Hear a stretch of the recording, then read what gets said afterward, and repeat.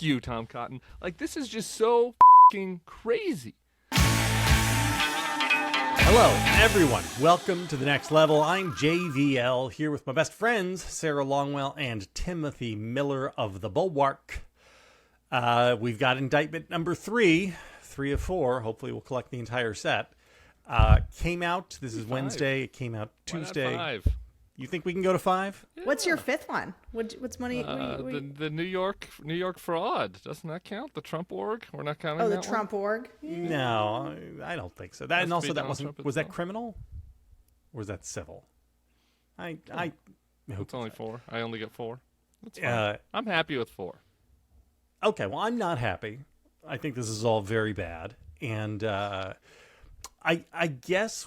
Where do we want to start? Do we want to start with the indictment itself or the reactions to it? Because the reactions to it are what really make me very nervous. Let's save that. Let's save that.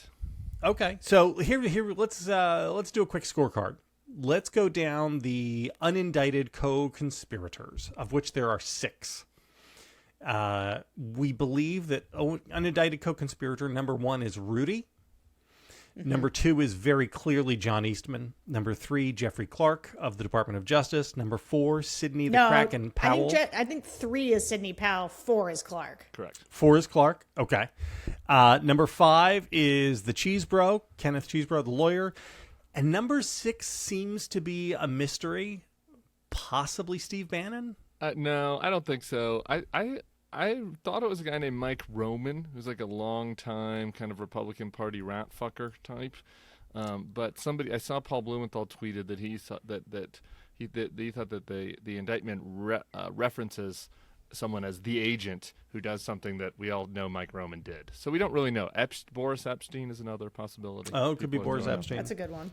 So the reason we care about the unindicted co-conspirators is because this is, I believe, the list of people who will be pressured to roll, right? They are the ones who will be pressured to cut a deal. That is interesting. We can take away from this indictment that Mike Pence, narked. Mike Pence was taking notes the entire time. It's almost like Trump's sitting vice president and governing partner understood the entire time that his boss was a criminal and was trying to protect himself. It's amazing. And then we've got 5 counts of what essentially are like conspiracies to defraud the United States government. 4 counts. 4 counts. Sorry, 4. Sarah, what are your thoughts? It's bad. I think they said this last night, but one of the things that was so. First of all, I want to give a shout out to Barry Rubin, who has been making. We can listen to these. He's making like these AI generated audio versions of the indictment. Since I was listening to it, and it does read a bit like a play with 4 acts. It's an amazing piece of craftsmanship. But one of the things that struck me was how much we already knew that was in there, right? Because if you've been watching the January 6th committee hearings and you've been following it, like none of this is a big surprise. I think that I was doing Morning Edition this morning and they kind of asked me for like, what did you think when you read the indictment? And I gave an honest answer, which is sort of a sad answer, which is, I know this will change nothing. Even though this is the nature of this one is more serious than the other ones so far. It's different in its breadth and in the severity of what it was trying to do. It's sort of more essential to democracy. I'm really glad this one got brought. I would think it was not assured we would get this one around January 6th, which is, again, I think a testament to the work of the January 6th committee, because I think they put together a case that felt unignorable, and they didn't ignore it. I saw Chris Hayes on TV kind of bemoaning the fact that this didn't come sooner, right? That like we knew much of this and like why did it take so long? I don't know the answer to that, but like if it means that what they have is a super tight case and it feels awfully tight, then I'm glad. I'm glad they took their time and did it right. I also, one of the things I noticed when I listened was immediately up front, they do not dispute the fact that Trump had the ability, that he's allowed as part of free speech to lie to people about the election. Like, Yes. they say that he can lie to people. And that's not what we're trying to get him for. And what's interesting is that he very clearly states that, and yet so many of the people I see defending him are defending him on free speech grounds. I don't know if you saw the NRO's editorial about how, like, this will not stand. But it's essentially, I mean, so I'm impressed with it. And it feels, I mean, I've always wanted Trump. This is the one. This is the one.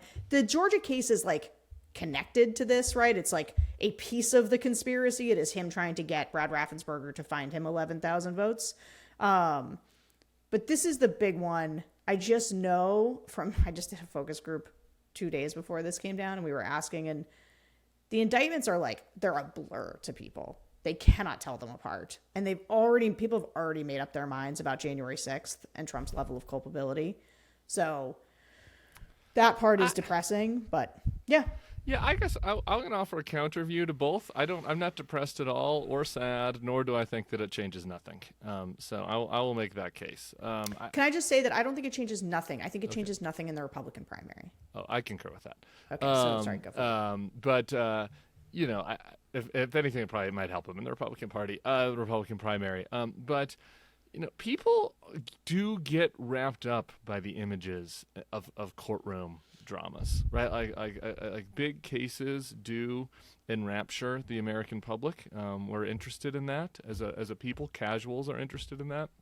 This would be, you know, I mean, we could quibble over whether it's the case of the century or not, but it certainly will be, you know, one of the biggest cases of, you know, the last 100 years. And so, you know, having Donald Trump, and the reason this is brought now pretty clearly, I think there are two possible reasons that we have the 6 co-conspirators. One is what you laid out, JVL, is that they're trying to get him to roll. The other one, you know, which Andrew Weissman and others have been pointing out, I think correctly, is that, you know, turning this trial around requires making it as narrow as possible. Right. And so, you know, if you have 6 co-defendants, then you have 6 lawyers and 6 different people that can, you know, ask for continuances and blah, blah. Right. If you have one defendant, you know, that will help speed things up. And the judge that has been appointed to this also has been the toughest judge on January 6 defendants. And they think will be, you know, playing ball on that. So, you know, having Donald Trump have to go to trial in the middle of the 2024 campaign, after he's the nominee, presumably, I think absolutely, you know, makes a big difference. And you know, and I think that, like, having to relitigate all this stuff again, the nerds, like, January 6 ratings did pretty well. I think people forget, like the January 6 hearings, like, it was like Super Bowl and, you know, some TV show on CBS I don't watch, and then, like, the January 6 hearings, right? So I think that this would draw in casuals and has a difference in that front. It's also, he fucking deserves to go down for this. He deserves to go down for this. And I'm very frustrated when you get to the reactions by people. Anybody 1 centimeter to the right of us, you know, is like, well, these are some novel, you know, charges that Jack Smith is bringing, and that maybe it actually isn't as cut and dry as the documents case. And it's like, well, yeah, it's novel. We haven't had a president try to, you know, engage in a conspiracy to overthrow the government before. Like what precedent do you want us to turn to? You know, I mean, Civil War precedents, right? Like, of course that he's using some novel thing, you know, and this notion that, like, oh, we can't know what's in his mind, and, you know, the conspiracy, you know, this person is too, you know, like, is too deluded to be able to understand what he did. All that stuff is just absurd to me. And we can get into the details, but I think that it was important that he was charged for this. They are his 75th, 6th, 7th, and 8th felony counts, and I think that, you know, the Republican Party is boxing themselves into him with their response to him right now as we speak, and I think that it absolutely will make a difference that he will be on trial for multiple charges next spring and summer. Is that? Are you certain of that timing? Well, we are certain of the May. We're certain that the May date was what was set by Eileen Cannon in Miami. So I think that Yeah, gives but us that was kind before of like the amended indictment, right? The superseding indictment. Yeah. Yeah. I It's gonna bet get that one pushed gets back because of pushed. that. Yeah, sure, it could get pushed, right? But I just as a rule of thumb, right? Like you would, it's clear that this is why Jack Smith is pushing this right now. He hasn't said that, but I don't think that there's any doubt that this is coming out when it's coming out because he's trying to get this done before the election. And so I think that May is a good kind of rule of thumb. We don't know for sure. I want to prod you a little bit here, Timothy. Okay, great, prod me. Why do you think that this would have any negative consequences for Trump during a general election? Isn't all of this stuff, hasn't it been priced in with Trump from the very beginning? People Hasn't have everybody who yeah, has okay. ever Sarah's curious chomping at the to- bit. I'm going to do No? one sentence and Sarah can go. People have the memory of a gnat. You just see it in throughout the entire last 9 years. When bad Donald Trump stuff is in the news, his numbers go down, and then like a week later goes by, and they're like, "Ooh, I'm kind of annoyed by how much eggs cost." And like, was Donald Trump really that bad? I can't remember. So like having this shit in front of their face, it does have a meaningful difference. Not on people that listen to the Next Level podcast or watch it on YouTube, but for casuals, for the people that are just watching sports. Yeah. Can I just say, one of the things that contributed to the Ron DeSantis boomlet prior to the 2022 election was also the January 6th committee hearings. The visceral imagery of January 6th, like if that's the central case, like here's the thing, I'm not sure Tim's right. I've basically given up hope that any of these trials take place on the backdrop of a general election. If this January 6th one does, though, I do think that would matter. I think putting the images of January 6th in front of people, having the salience of that be top of mind about Trump, I think that hurts him. But I really agree with Tim. People forget about it all the time. Like I'm going to quote this guy a lot because I think he said something just really succinctly that I think encapsulates a lot of what I'm hearing from what I'm going to call the backsliders, which is he said, I'm going to turn off the TV, I'm going to close my eyes, and I'm just going to enjoy Trump's economy, right? And so, like, You could just enjoy Joe Biden's economy. Well, okay. Ah! But this is a common sentiment, and this is why in that New York Times Santa poll, Trump and Joe Biden are dead even. It is because there's backsliding for people who think that. I think if you put January 6th in front of those people, and hopefully the economy stays in a good place, I think that matters going into a general election. I'm sorry. My brain is like malfunctioning. I have to ask. Is it the contention of you two, my best friends, that the fact of being told that the man running for president is under multiple criminal indictments is not enough to move just normie voters, that they have to see a trial on TV every day to understand the gravity of it? Because if that's the truth, then this country is populated by fucking idiots. Right? I mean, Yeah, no, yeah. There are a lot of dumb people out there. I don't. Okay, but true. also, but there's also like the thing is, so a lot of things matters what is top of mind to people. But one of the things, this is what you hear from swing voters, people who voted for Joe Biden. They think he is too old. They do not like Kamala Harris. Like they think he's going to die in office. She'll be president. Like I'm just saying there's like a lot going on, and that right now, in this moment. So I think people should be very afraid, and I think that Donald Trump can win. That said, Agree. in this Strong moment, agree. we are in Joe Biden referendum territory. When we get to the general election and it becomes a choice, I do think, and Donald Trump is back in people's faces. Like right now, he's over like crapping out truth things, like and saying that nobody sees. No normies see that. Right. And the times that he's been sort of mainstream visible lately, like on the CNN town hall, he looked like good for him, right? Like it was a perfectly fine performance for him that I think made people be like, oh, he looks pretty good. And yeah, I don't love the mainstream media and I don't like these institutions. And man, I'll tell you, these focus groups, the way that what people say, they're like, so one of the theories that I think a lot of people had was that the accumulation of the indictments right? Like we like to say the numbers, like there's 70 different counts, whatever. That there's the people are like hoping there's this cumulative effect, and under the weight of that, voters would be like, it's just, it's too much. And look, I'm currently running a campaign that's literally like the guy's got too much baggage. Like there is a group of voters that think that. But one of the things that is happening is the way that these indictments are turning into white noise for the voters. They can't tell the things apart. I even had this moment when the superseding indictment came out, and I was like, what case is that a part of? Is this a new indictment? Like, there's just, it is. And so people, they were just saying this in the group. Multiple people were like, I don't care.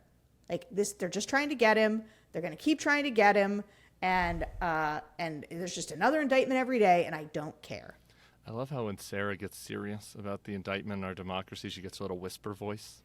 I was like, it kind of scares. It makes me think about her children. It's like, wait, the yelling Sarah isn't the scary one. It's the whisper voice. It's like, I'm getting serious now. I'm getting serious. I want to just really quick. Back to your question. People need to get beat over the fucking head with this shit. People need to get beat over the head with the details. And and Sarah's talking about the white noise and him being on trial for this stuff. Mike Pence, who, as you pointed out, obviously cooperated here. Most of the new material in this indictment appears to come from Mike Pence. There are several one-on-one conversations. Mike Pence calling to wish Donald Trump a Merry Christmas for some reason. Donald Trump being like, Mike Pence, why aren't you part of my coup? It's a very strange Christmas call, for an AI-generated movie 40 years hence. Kind of a dramatic scene. You can hear the, kind of Amazing Grace in the background, or like the Christmas music in the background as they have this call. A lot of stuff is there, but look, they need to see the details. I mean, we have, I can't lose Jeff Clark here. Jeff Clark should be in prison. This is my basic number one take right now. Jeff Clark should already be in prison. It's unclear to me why he's walking free. I do not like the fact that the Horns guy, is in jail and Jeff Clark is not. That is like the one area where I agree with like the Steve Bannon podcast. Like we should not, I guess he doesn't agree with the second part, but I don't know that the shaman was as an important person to prosecute as Jeff Clark. But anyway, here's Jeff Clark. The deputy White House counsel is telling him that they're going to have to leave on January 20th, that there has been no proof in the election. And if they don't leave, there'll be riots in every major city in the U.S. Jeff Clark says, well, that's why we have an Insurrection Act. This guy is in the middle of trying to take over the Department of Justice has a plan to use the military to crack down on protesters that are trying to push for a peaceful transition of power to the rightful winner. I mean, that's fucking lunacy. And like this bald guy, like outside in his boxer shorts outside of his house, like looking like Pinky in the Brain, like trying to fucking overthrow the United States government. Like that is a pretty dramatic scene. Mike Pence testifying against his former boss, a pretty dramatic scene. Having to relitigate the Bill Barr stuff, like all of that stuff would absolutely matter. Like, think about the awkwardness that is potential. Jason Miller currently works for Donald Trump. He's the leading spokesman on the campaign. So people are watching this guy go on cable to defend Trump. And then at some point, he's going to be subpoenaed and have to testify under oath with the video of him saying that he knew that Donald Trump lost, that the January 6th committee showed, where he's like wearing that mask. And we're going to get to see the chinless wonder without a mask explaining that he knew and that he told Donald Trump that Donald Trump had lost. So I just, like, the white noise of the indictments breaks down as you head towards the general election. Well, but it's not that it's the white noise that breaks down. It's that one pops out, right? One gets to be centered as opposed to, there's a bunch of things and people can't really tell them apart. It's that he is on trial for January 6th and refusing to engage in the peaceful transfer of power. And also, it doesn't hurt that, like, it's a lot of opportunity for people to talk about the fact that Trump lost last time. Yeah. It's important to note that, like the January 6th committee hearings, everybody who is in this indictment giving evidence against Trump is a Donald Trump supporter and or employee. Right. I mean, these are all. This isn't, it isn't Nancy Pelosi and the Democratic deep state who are providing us evidence and testimony of Donald Trump's criminal behavior. It's not even Bill Kristol. It's not even Never Trumpers. These are people who worked in many cases, like passed the election to help Donald Trump. Hirschman, who worked pretty hard to get the Hunter Biden laptop story out in October, right? I mean, this is a guy, he is the one who went and said, I lead the triad with this today. But my favorite moment of the entire January 6th is when Hirschman is saying how he was on the phone with John Eastman. This is on January 7th. Here's Hirschman. I said, I only want to hear 2 words coming out of your mouth from now on. Orderly transition. I said, I don't want to hear any other fucking words coming out of your mouth, no matter what, other than orderly transition. Eventually, he, meaning John Eastman, said orderly transition. I said, good, John. Now I'm going to give you the best free legal advice you've ever gotten in your life. Get a great fucking criminal defense lawyer. You're going to need it. And then I hung up on him. Again, this is not an ever-Trump. This is a guy who he was Trump's lawyer on the first impeachment. Like, worked for Trump. And he stood there and watched everything that happened and said, a bunch of these people are going to go to jail. Like, this is...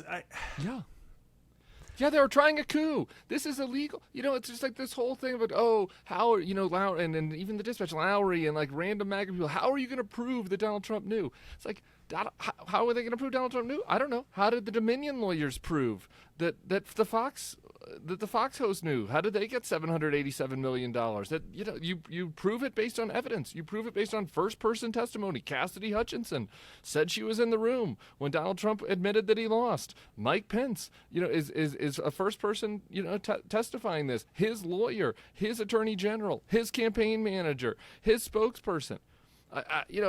So there's plenty of opportunity to try to prove this. I was like, this is like if Bernie Madoff, was his defense was like, I really thought we were making that money.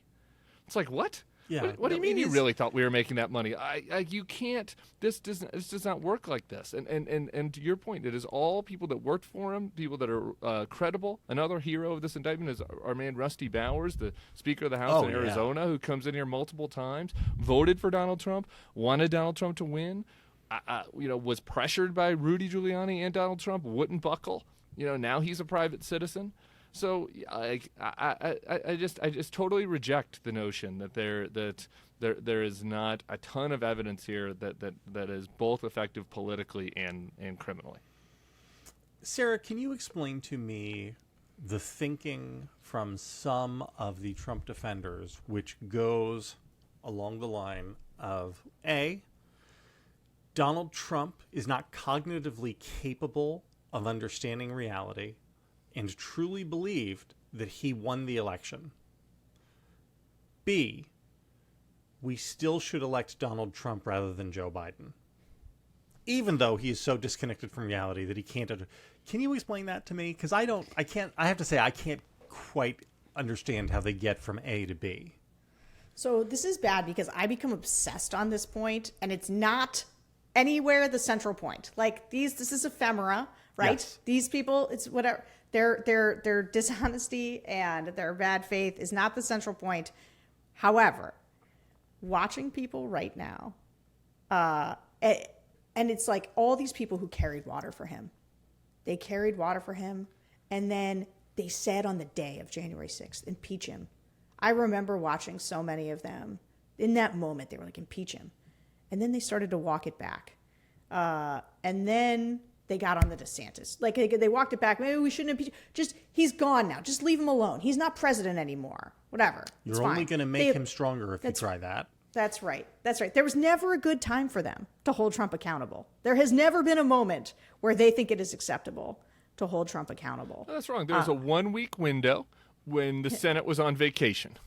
Yeah. Oops, too bad. It was like from January 13th to January 20th. We could have done something right then, but oops, unfortunately, the Senate was out of session and Mitch couldn't call him back. JVL, I want to just kind of watch Sarah's face. Why don't you read her some of your favelites?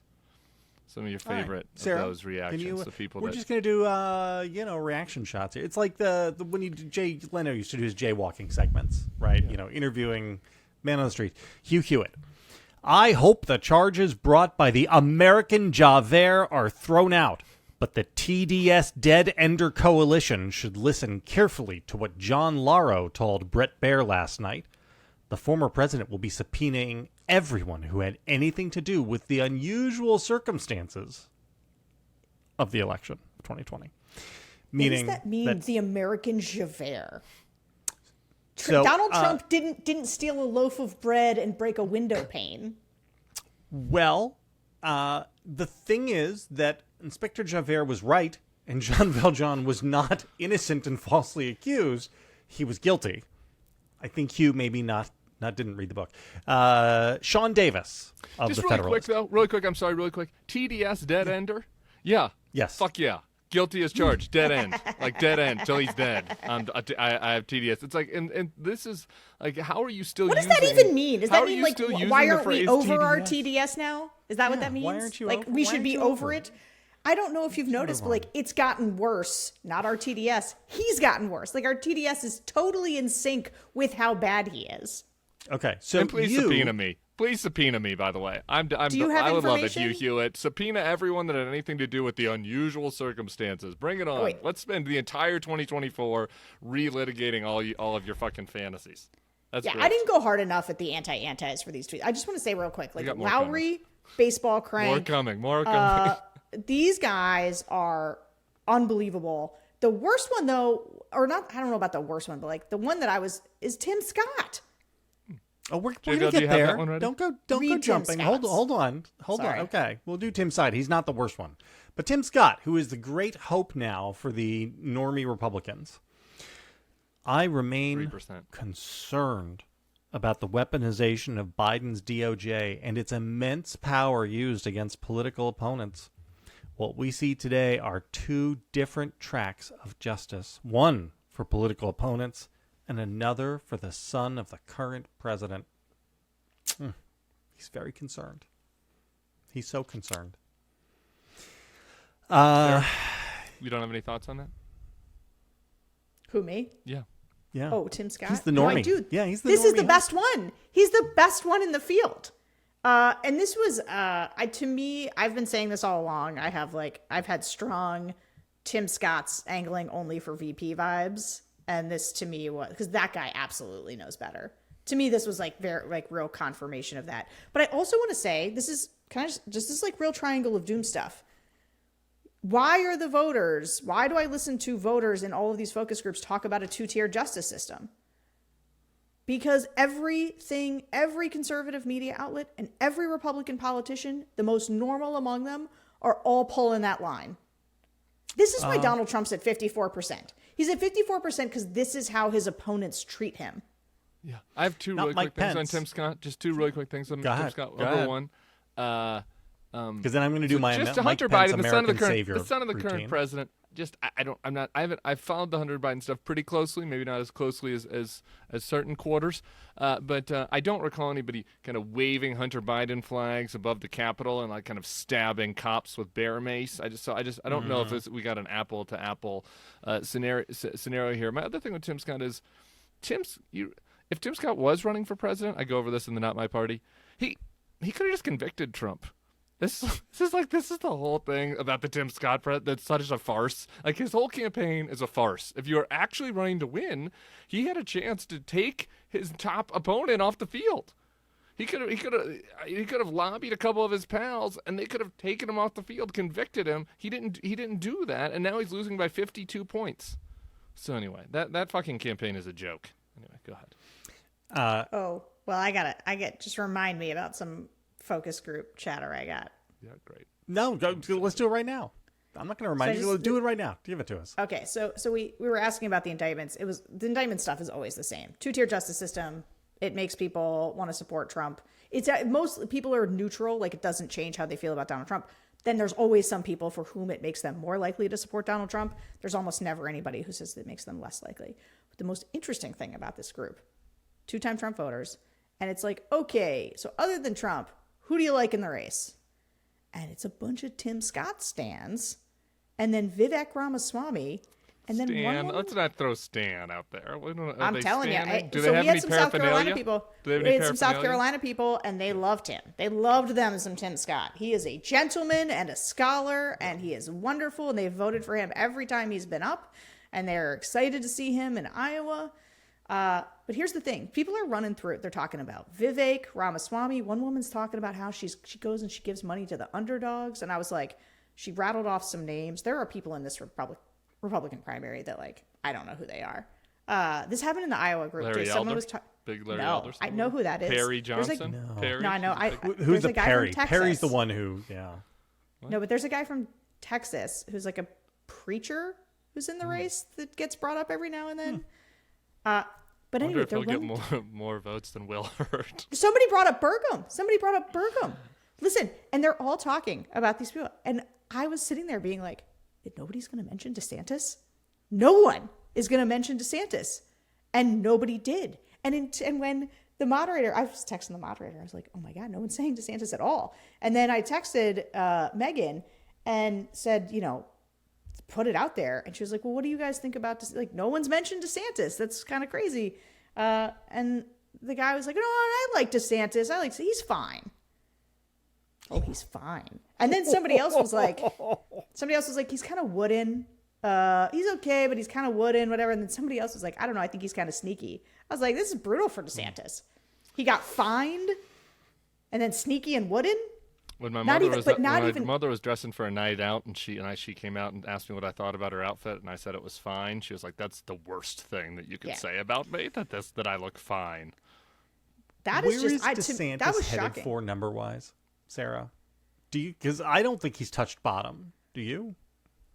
No, I mean 17 in that New York Times poll, which I think that New York Times poll is good. Like they spend a lot of money and they get a lot of different ways in terms of polling voters. So that 17 was like, no, I mean I think, like I told you this before, the word on the street is that Scott might overtake him in Iowa, and if there's a poll that comes out and does that, puts him in third in Iowa. Whew. You think the bottom could drop out on his national number? Yeah, here's the thing, though. I mean, I think the bottom could drop out on his national number. He's like, have you seen anything that's like signs of life from DeSantis? No. People are ready One way for only. another front runner. I think, like in these groups too. People, I mean, this was just like to have no one even mention him to me. To not even be in contention was wild. He's usually the first name and has been for a very long time as an alternative. I like DeSantis, I Does think the anybody ever biggest mention problem. Pence? No, they hate Pence. As I've said a million times before. And also, I don't know why you're standing for Pence or you were hitting him for knowing the whole time that Trump was the worst. JVL contains multitudes. I know he does contain multitudes. Okay, let me tell you why. Because last But night, can I finish with Okay, one go thought ahead, on go this, ahead. which is only Go to say, but there's nobody else. This is where the Republican primary is starting to unravel. Is I who wants to not leave anything on the table when it comes to taking Trump out and am willing to put money in to defeat him in this primary. I'm still looking at these guys going, all right, so DeSantis, bottom falls out of DeSantis. Does Scott actually get anywhere near Trump? There's a really good Does article Nick- in the Bulwark of it this week about why. I that was, know why that can't I know happen. you're on this. I know it you're on this. is much more likely that the primaries devolve into a coronation, kind of like kind of like Al Gore versus Bill Bradley, than that it becomes like an actual fight where it's a thing. I just, Great. I Can can't we wait to go rub back it to in the the reactions? faces I'm confident. the- Though. I haven't looked at everything, but I'm confident hold that on. the guys at the National Review, though, they've been pretty. They call balls and strikes over there, and so I figured some of them might surprise us with a positive reaction. What do you think, JVL? Do you have Hold anything on. on that? First, I'm going to get my Mike Pence thing out, no matter how many times you guys try to derail me. Of all the reactions from conservative world last night, the single best and strongest was from Mike Pence. Today's indictment serves as an important reminder. Anyone who puts himself over the Constitution should never be president of the United States. JVL, did he Totally happen to mention strong, who he's totally who's he unequivocal. talking? Did he happen to mention who he's talking about? Did he happen to say the name of the person that he's talking about? Today's indictment. He, I mean, Pretty clear. it's pretty clear to me. I mean, he certainly was Would better it than have Chris hurt Christie just was to last throw night. in? Would it have hurt to Certainly was throw in better Trump's than name? Will Hurd, who starts out by saying, "Let me do a drive-by on Will Hurd again." So Will Hurd starts out being great. Let me be crystal clear. Trump's presidential bid is driven by an attempt to stay out of prison and scam his supporters into footing his legal bills. Furthermore, his denial of the 2020 election results and actions on January 6th show he's unfit for office. Great, right? Fantastic. No Will more Hurd, needs love to be him. said. Big thumbs up. 3 tweets later. Period. 3 tweets later. The Trump of 2016 is a far cry from the desperate figure we see in 2024. It's about time that our party, including the 2024 candidates, wake up to the fact that this guy cares only about himself, not our country's future. Unlike in 2016, when he was awesome. You know, that's really, I understand why he's doing that. It's really important that, you know, he has that in there so that he can appeal to people listening to the Matt Walsh podcast on the Daily Wire and, you know, the people watching Newsmax where their hair was on fire because they might turn to him. You never know. That's not why he's doing it. It's not. He's not doing him. it he's not doing it to persuade people. He's doing it to let himself off the hook. Oh. So let me give you the one that the reaction that scares me the most is the Sean Davis of the Federalist. The DOJ is a domestic terror organization, and this country will not be a free country until it is defunded and dismantled in its entirety. You cannot have freedom or democracy in a country when its corrupt security services are allowed to indict its opponents. Calling the Department of Justice a domestic terror organization, I mean, if words have meanings, is a call to civil war, right? I mean, if it is true that the Department of Justice is a domestic terror organization, then how could any person of good conscience not take up arms against the federal government? I don't understand, right? This is... Yeah, well, here's another good one. Sean Davis, that take is closer to the median primary voters take than Will Hurt's. So that's a first scary part to say. You know, I don't. It is pretty bizarre that the fact that this is out there has not freaked out more people from the whatever you want to call them, the Tim Scott crowd, the normal crowd. We have already had one attack on the Capitol. Sean Davis is not some, you know, under the basement blogger that nobody watches. Many Federalist people go on Fox News. Sean Davis worked for people in the Senate. They have a big audience, you know, at the Federalist, and to be out there making comments that like make Cori Bush's comments about the police look very well modulated and well considered. I mean, he wants to dismantle the entire Department of Justice. This is the Law and Order Party. In its entirety. So, you're not putting words in his mouth or anything. Yeah, no. This is the law that we should not have any federal police, which is... And yet, Sarah, it is true that swing voters see Republicans as the Law and Order Party, correct? I mean, this is just a thing that we see in every single election when you It's true. break out the crosstabs. I don't think... Yeah, I mean, I don't think that they quite equate the Department of Justice, which is a big federal agency, with like beat cops. When they talk about law and order, what they mean are I'm not, local cops being able to beat black no, people. I'm That's not. what they mean I by know law you're and not, order. but I'm just saying. I'm not defending them. I'm just saying that like this has become part of what Republicans do now is they just like say they're going to dismantle all the agencies, right? Like this is like everybody's platform now is I'm going to fire Chris Wray and we're gonna get rid of the Department of Education. Tim Scott is on board for firing Chris Wray on day one. Yeah, like they're just that's all they do is talk about all the things they're gonna dismantle. How are we going to arrest the child traffickers? I'm sorry. Can I kind of like get a QAnon? How do we square the circle on QAnon here? Without any federal cops? No, the sheriffs local, will write the Barney Fife is going to break up the child the Claremont trafficker. People have like the constitutional sheriffs or something. They have a term of art for what they want sheriffs to be, right? They want them, but this is literally true. Yeah, vigilante sheriffs are going to be taking sheriffs out these are the answer international crime because syndicates. sheriffs are law and order people who are directly elected by the people, and so that is their vision of law and order. Yeah, it's scary. I'm wonder sorry. why. I've been joking. I just think it's worth just saying one sentence that. It is absurd. It is extreme. It is ridiculous. It's also scary. I just like We had it wasn't that long ago, we had the, one-off person that went to the FBI office and where was it, Cincinnati or whatever. And like, we're going to have these sorts of things happening again, if this. And also just considering how irresponsible the level of commentary is, if there is a Trump trial around January 6th going into 2024 election, I don't know, man, we could be headed for a really dark period. Yeah. Not just the idea of re-electing Donald Trump, which is extremely dark in itself, but just even the run up to it and the way that this country. I feel like I just need to say though, because there's one good thing about that is that there are about 1,000 people that we're gonna be at the top of the list of creating trouble that are already in jail. And so, while I made the comment about how I wasn't sure, like I do think that, maybe the prioritization of the shaman was maybe wrong. Like taking out the violent people that were there on January 6th has made a difference. I think it's made a difference too. I really agree with this. I think that it has had, and they say it, like it's in, like I've seen some of their like chats that have popped up. It's like, this is a trap. They want us to riot. They want us to go in. So like, but I don't know. Once you get into a trial. Yeah. Here's the problem.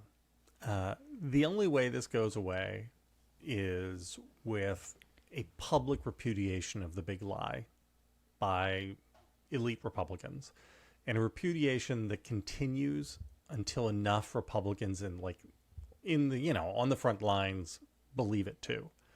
So long as the big lie exists, that is the fruit of that's the poison tree. Because anybody who said that means that we are living in an autocracy, right? If the big lie is true, if it's true that the election was stolen, then Joe Biden is an unelected dictator. And everything else flows logically from that. You can't, until this is leached out of the body politic, there is no peace. There is no comedy. There is no way in which everybody gets along again. And I don't think Republicans start to go and do that until they lose really big. And I don't think they can or will lose really big. I don't think it matters. Again, entirely possible Donald Trump wins while under indictment. That's just the way the country is made up. We are polarized so heavily that landslides just aren't possible anymore. Like a 5 or a 6 point election is about as big as you can get, and that's on the Democratic side. Republicans have almost no chance to win a majority, but they don't need to, right? If they get within 2 or 3 points, that's close enough. They'll win the Electoral College. Yeah, the Sean Davis thing, but also this argument in general of this is about. So one of the things that it's always stuck with me is about how the people who stormed the Capitol thought they were fighting for democracy, right? That they would say this election was stolen. This is 1776. This is why I have to show up. This is why I'm here, because if you don't fight like hell, you won't have a country anymore. And I think that this idea of the DOJ is weaponized against us, right? There's a 2-tiered justice system. It isn't just a what about.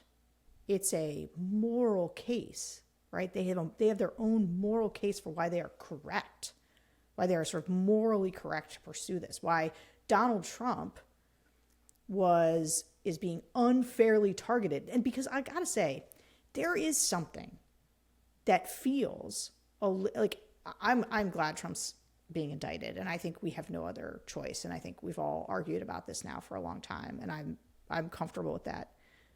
He is the leading contender. He is Joe Biden's most likely political opponent, and that is also an unprecedented thing, and it is going to, I don't know how that's going to land. I know how it's landing with Republican voters, this idea that Trump's being targeted by Joe Biden, and this is the thing that will be hammered over and over again, that I think might have some legs with people. Joe Biden was watching a movie last night, Oppenheimer, when the indictment came down. Very strange. I hear you. I know. I agree that that's how these people feel, but it's wrong, and we have to we continue to what? I have to kind of indulge their fantasies. Why do we have to continue indulging their fantasies? The grand juries have regular people on there that decide whether or not these things can go forward.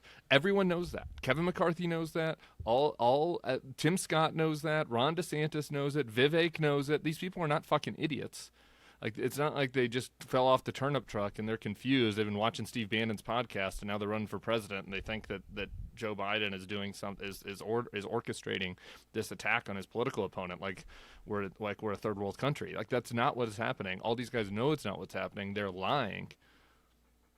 So I know you know all that. I'm just saying, like, I don't know what we're supposed to do about that. How are we supposed to be more generous to them and more thoughtful about, like, the perspective that they're coming from when everyone that speaks to them is bald-faced lying about what's happening?